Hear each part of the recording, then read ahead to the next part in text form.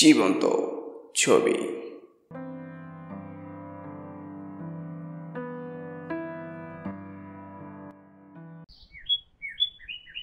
সাবধানে যেও তোমরা। অজয়, বাবা ওখানে গিয়ে শান্ত হয়ে থাকিস। দুর্গা দুর্গা।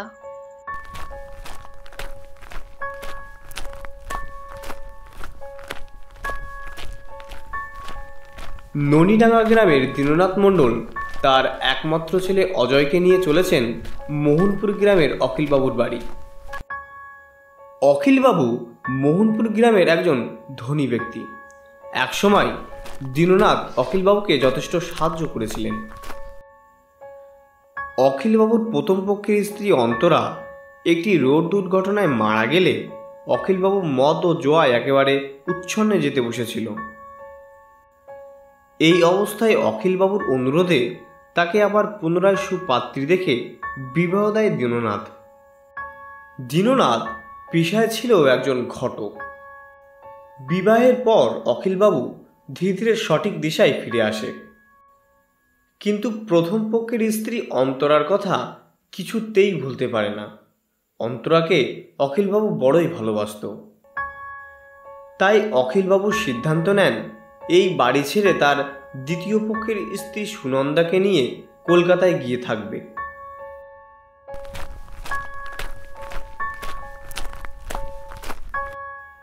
কলকাতা যাওয়ার আগে একদিন অখিলবাবু দীননাথকে বাড়িতে আমন্ত্রণ জানায়।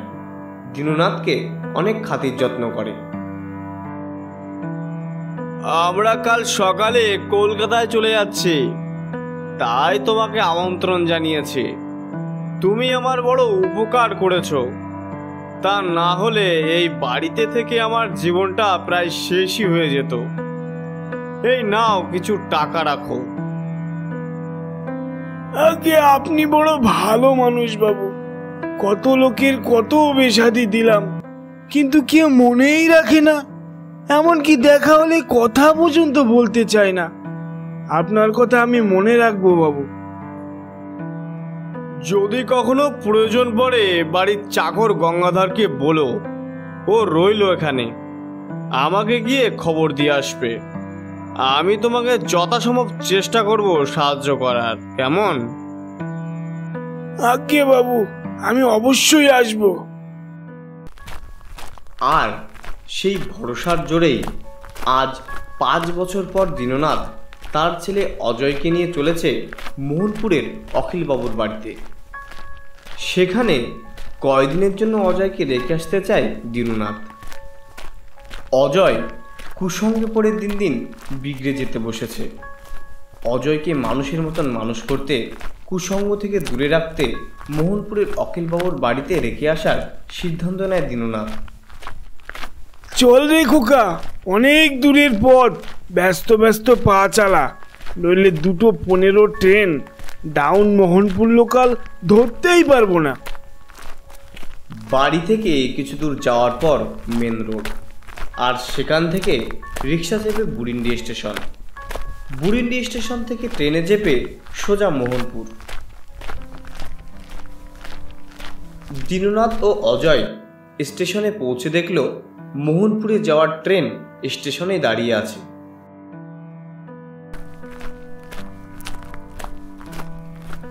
দীননাথ টিকিট কাউন্টার থেকে টিকিট কেটে ট্রেনে চাপতেই বিরাট হুইসেল দিয়ে চলতে শুরু করলো ট্রেনটি।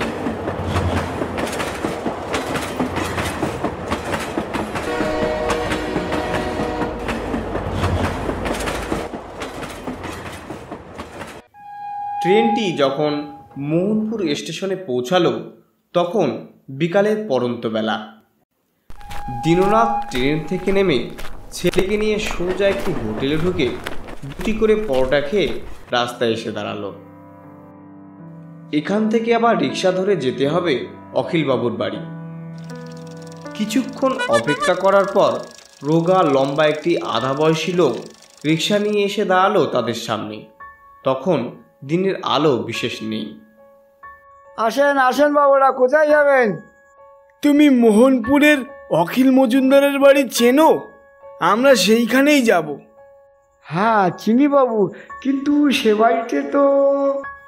হ্যাঁ, উনি এখন কলকাতায় থাকেন।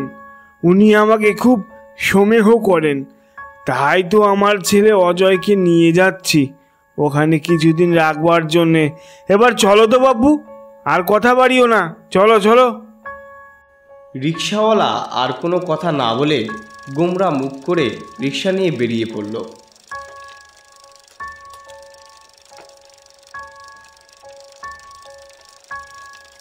থমথমে রাতের মধ্যে অন্ধকারের পর্দা ভেদ করে যখন রিক্সা মোহনপুরের অখিলবাবুর বাড়ির সামনে এসে দাঁড়ালো, তখন রাত বেশ হয়েছে।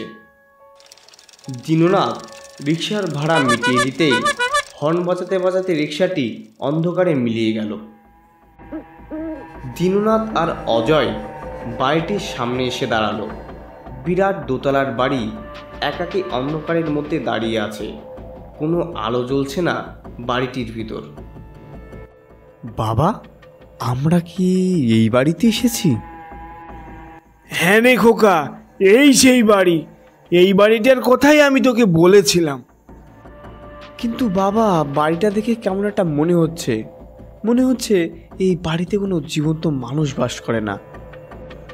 আরে পাগল, এখানে সব বৈদ্যুতিক লাইন, কারেন্ট চলে গেছে হয়তো, তাই এমনটাও লাগছে। চল এবার ভিতরের দিকে যাওয়া যাক। বাড়ির গেটের সামনে গিয়ে দীননাথ গঙ্গাধরের নাম ধরে হাঁক দিতে থাকে। গঙ্গাধর, ও গঙ্গাধর, কোথায় তুমি? আমরা ননিডাঙ্গা থেকে এসেছি, গেটটা খুলে দাও। গঙ্গাধর, ও গঙ্গাধর। ডাক দেওয়ার পর বাড়ির চাকর গঙ্গাধর হাতে একটি লণ্ঠন নিয়ে মোটা লোহার গেটের সামনে এসে দাঁড়ালো। তারপর গেট ধরে টান দিতেই বিকট একটি আওয়াজ করে গেটটি খুলে গেল। মনে হলো যেন বহু কাল যাবৎ এই গেটটি কেউ খোলেনি। आइए बाबू लोग, अंदर आइए। ये सही कभी आसियाছেন আর আজ আসিলেন? তা ये लड़का कौन আছে বাবু? আগে তো দেখি নাই। ये আপনার কি আছে বাবু? এটা আমার একমাত্র ছেলে অজয়। এখানে কিছুদিন থাকবে বলে ওকে আমি নিয়ে এসেছি। বহুত আচ্ছা করেছেন। গিন্নিমা মাইকে গিয়েছেন, তাই কর্তাবাবু কদিনের জন্য এখানে এসেছেন, রয়েছেন। আপনাকে দেখে উনি বহুত খুশি হবেন। আসেন আসেন। আপনারা আর ইন্তজার করবেন না, আন্দার চলুন। আমি গিয়েই বাবুকে বলছি আপনাদের কথা। দীননাথ অজয়কে সঙ্গে নিয়ে বাড়ির ভেতরে যেতে যেতে হাত ঘড়িটা আর একবার দেখে নিল। রাত 8:15। কিন্তু মনে হচ্ছে যেন সমস্ত অন্ধকার এই বাড়িটাতে জুড়ে আছে। ঘরের মধ্যে ঢুকতেই তারা দেখতে পেল ঘর থেকে কে যেন তাদের দিকে এগিয়ে আসছে। কাছে আসতে দীননাথ লোকটিকে চিনতে পারল। লোকটি আর কেউ না, এই বাড়িরই কর্তা অখিলবাবু। কিন্তু তিনি যেন ছায়ামূর্তির মতো শূন্য ভেসে তাদের সামনে এসে দাঁড়ালো। অজয় ভয় পেয়ে দীননাথকে জাপটে ধরল। আরে আরে, ভয় পাচ্ছিস কেন? ওটা তোর জেঠুমণি রে খোকা। তবুও অজয় তার বাবাকে জড়িয়ে ধরে রইল। এই বাড়ির পরিবেশটা তার একদমই পছন্দ হয়নি। এসো দীননাথ, ভেতরে এসো। আসলে হয়েছে কি, মিল লাইনে কাজ চলছে, তাই সন্ধ্যাবেলা লাইটটা চলে গেছে। তা রাত্রে আবার আলো মানে কারেন্ট আসবে তো? আসবে তো জানি, কিন্তু আজ যে কি হবে তা বলতে পারছি না। গঙ্গাধর, ওদেরকে দোতলার ঘরে নিয়ে যাও, আর ব্যস্ত রাতে খাবারের ব্যবস্থা করো। বেচারারা অনেক দূর থেকে এসেছে। জি কর্তা, চলেন বাবুরা চলেন।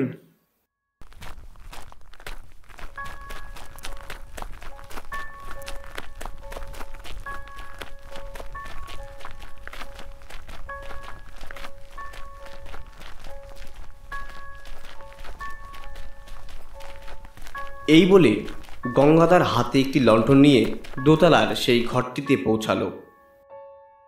ঘরটা নেহাত মন্দ নয়, ঘরের মধ্যে একটি খাট, একটি আলমারি আর একটি ভাঙা টেবিল রয়েছে। এবার আমি আসি বাবুরা, রাতের খানা হয়ে গেলে আপনাদের খবর দিয়ে দেব। দীননাথের পরিবেশটা যেন মোটেও পছন্দ হলো না। তার একটু সন্দেহ হতে লাগলো, কয়েক বছরের মধ্যে বাড়িটার এমন দুর্দশা হয় কি করে। দেখে যেন মনে হচ্ছে পরিত্যক্ত বাড়ি। বাইরে থেকে একটা ঠান্ডা বাতাস জানলা দিয়ে ঘরে ঢুকে ঘরটাকে একেবারে শীতল করে দিল। আর সেই হাওয়ার দাপটে লণ্ঠনের আলোটা প্রায় নিভেই যাচ্ছিল। দীননাথ জানলা দিয়ে বাইরে মুখ বাড়িয়ে দেখল, বাইরে প্রচন্ড মেঘ করেছে রে অজয়, মনে হচ্ছে এক্ষুনি জোর বৃষ্টি আসবে। হ্যাঁ বাবা, আমার ভীষণ ভয় করছে। কালই আমি তোমার সঙ্গে বাড়ি চলে যাব।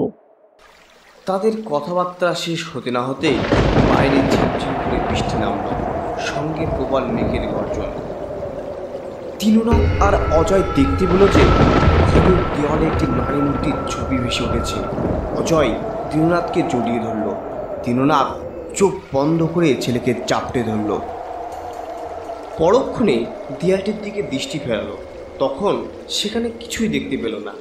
ঠিক তখনই নিচে থেকে গঙ্গাধরের ডাক এলো, খেতে আসেন বাবুরা, খাবার টেবিলে বাবু আপনাদের ইন্তজার করছে, জলদি আসেন।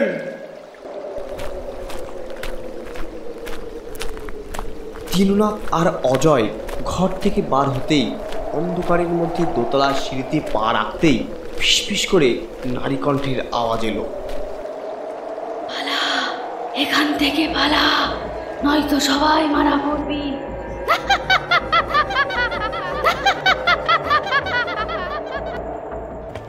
দীননাথ আর দেরি না করে তাড়াতাড়ি দোতলার সিঁড়ি দিয়ে নিচে নেমে এলো। দরজার সামনে দাঁড়িয়ে আছে গঙ্গাধর। ততক্ষণে নারী কণ্ঠের হাসিটা মিলিয়ে গেছে। কা হুয়া বাবুরা, এমন ভাবে হাঁপাচ্ছেন কেন?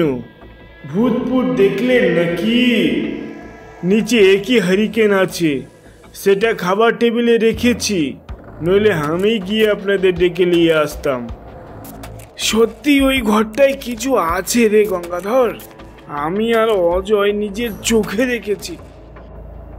ঝড় বাদলের রাত আছে, অন্ধকারের মধ্যে অমন মনে হচ্ছে। ওসব কিছু না। আসেন বাবুরা, কর্তা বাবু সেই কখন থেকে আপনাদের জন্য ইন্তজার করে বসে আছে, জলদি জলদি আসুন তো।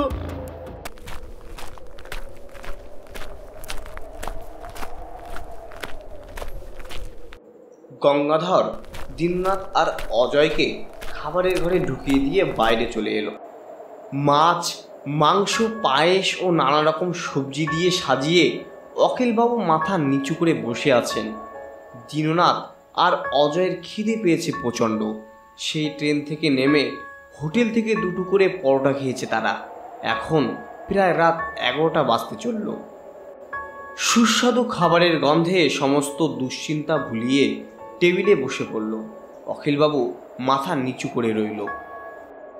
দীননাথ, এবার তোমরা শুরু করো, আমার খিদে নেই। আমি তো তোমাদেরকে সঙ্গ দেওয়ার জন্য টেবিলে বসে আছি। রাত অনেক হয়েছে, তাই আর দেরি না করে বাপ ও ছেলে অখিলবাবুর আদেশ পাওয়া মাত্রই কোনো কথা না বলে খেতে শুরু করে দিল। এমন খাবার ওরা বাড়িতে কোনো দিন খায়নি, তাই অখিলবাবু আর অজয় সব ভুলে পরম শান্তিতে খেতে লাগলো। খেতে খেতে দীননাথ অখিলবাবুর দিকে দৃষ্টি ফেরাতেই তার হাত থেকে মাংসের টুকরোটা পড়ে গেল। সে দেখল অখিলবাবুর চোখ দুটো আগুনের ফাটার মতো দাও দাও করে জ্বলছে। এমন সময় একটি দমকা হাওয়া এসে খাওয়ার টেবিলে রাখা হ্যারিকেনের আলোটা নিভে ঘরটা পুরো অন্ধকারে ভরে গেল। বাইরে মুষলধারায় বৃষ্টি পড়ে চলেছে, সঙ্গে বিদ্যুতের চমক আর আকাশ ভেঙে মেঘের গর্জন। দীননাথ বিদ্যুতের আবছা আলোতে দেখতে পেল অখিলবাবু যে চেয়ারটিতে বসেছিল সেটা এখন শূন্য। এর মধ্যে কোথায় গেল তিনি? দীননাথ ভয়ে ভয়ে গঙ্গাধরকে ডাক দিল, গঙ্গাধর, গঙ্গাধর কোথায় তুমি? লণ্ঠনটি নিভে গেছে, একটি বাতি জ্বেলে দাও। কিন্তু দীননাথের কথা শুনে কেউ এলো না। শূন্য ঘরে দুজনা বোবার মতো বসে রইল। এমন সময় আবার সেই নারী কণ্ঠের আওয়াজ এলো বাইরে থেকে। পালিয়ে যা, পালিয়ে যা, নইলে সকলে মারা পড়বি। দীননাথ এবার বিন্দুমাত্র দেরি না করে অজয়ের হাত ধরে দরজা ঠেলে বাইরে বেরিয়ে এলো। সে দেখতে পেল একটি লণ্ঠন হাতে গঙ্গাধর তাদের দিকে এগিয়ে আসছে। কিন্তু কি ভয়ঙ্কর সে চেহারা! এক হাতে লণ্ঠন আর অপর হাতে তারই কাটা মুন্ডু। দেখে মনে হয় কেউ সদ্য কোনো ধারালো অস্ত্র দিয়ে তার মাথাটা এই মাত্র কেটে ফেলেছে। কাটা মাথাটা দিয়ে ঝরে পড়ছে তাজা রক্তের ধারা। তাদের পিছনে রক্তিম চোখে দাঁড়িয়ে আছে অখিলবাবু ও তার স্ত্রী।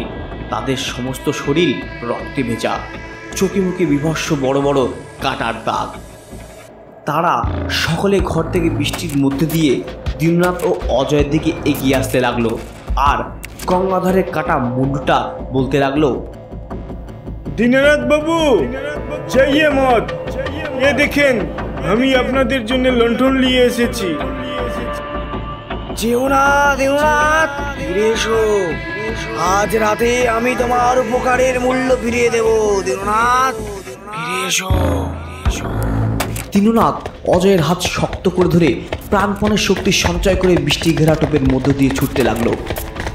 ছুট আরও ছুট। রাস্তা ধরে যে তারা কোথায় ছুটে চলেছে সেটা তারা নিজেরাও জানে না। বেশ কিছুটা লোকালয়ে আসার পর অজয় চিৎকার করে মাটিতে পড়ে গেল। চিৎকার শুনে রাস্তার পাশে একটি বাড়ি থেকে একজন বৃদ্ধা লোক ছাতা মাথায় বেরিয়ে এলো। লোকটির নাম তুলসীরাম।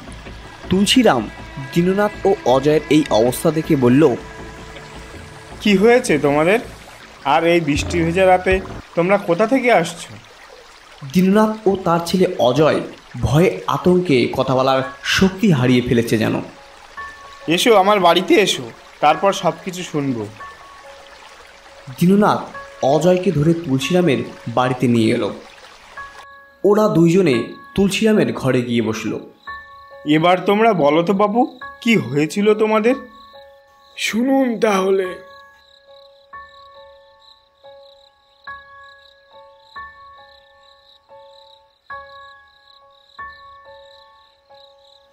তুলসীরাম দীননাথের কথা শুনে অবাক হয়ে গেল। তার কপালে ভাঁজ দেখে দীননাথ বুঝতে পারল যে আজ তারা কত বড় বিপদের হাত থেকে বেঁচে গেছে। ও বাড়ি তো আজ প্রায় 5 বছর ধরে পরিত্যক্ত হয়েই পড়ে আছে। অখিল মজুমদার তার দ্বিতীয় পক্ষের স্ত্রীকে নিয়ে কলকাতা যাওয়ার পথে বাস দুর্ঘটনায় দুজনাই মারা যান। তাদের কোনো সন্তান ছিল না, তাই ডাকাতের দল খবর পেয়ে একদিন রাত্রে বাড়ির চাকর গঙ্গাধরকে খুন করে সব কিছু লুট করে নিয়ে চলে যায়। পরের দিন সকালে গায়ের লোকেরা গঙ্গাধরের মুন্ডুহীন দেহটা অখিল মজুমদারের বাড়ির উঠোনে দেখতে পায়। সেই থেকে ও বাড়ির তীরসীমানায় কেউ যেতেই চায় না। সকলে ওটাকে ভুতুড়ে বাড়ি বলেই জানে। এমনকি ওই গায়ের কিছু লোক রাতের বেলা মাঝে মধ্যেই ওই বাড়িতে 3টি ছায়ামূর্তিকে ঘুরতে দেখেছে। তাই দিনে দুপুরেও ওই বাড়ির ধারের কাছে কেউ যেতেই চায় না। এ যাত্রা আপনারা ভালো বাঁচা বেঁচে গেছেন। আজ রাতটা আমার বাড়িতেই থেকে যান, কাল ছেলেকে নিয়ে বাড়ি ফিরবেন, কেমন? এই রকম ভয়ানক গল্প পেতে আমাদের চ্যানেলটি সাবস্ক্রাইব করে রাখবেন। আর গল্পটি কেমন হয়েছে কমেন্ট করতে অবশ্যই ভুলবেন না। দেখা হচ্ছে পরবর্তী কোনো গল্পে। ধন্যবাদ।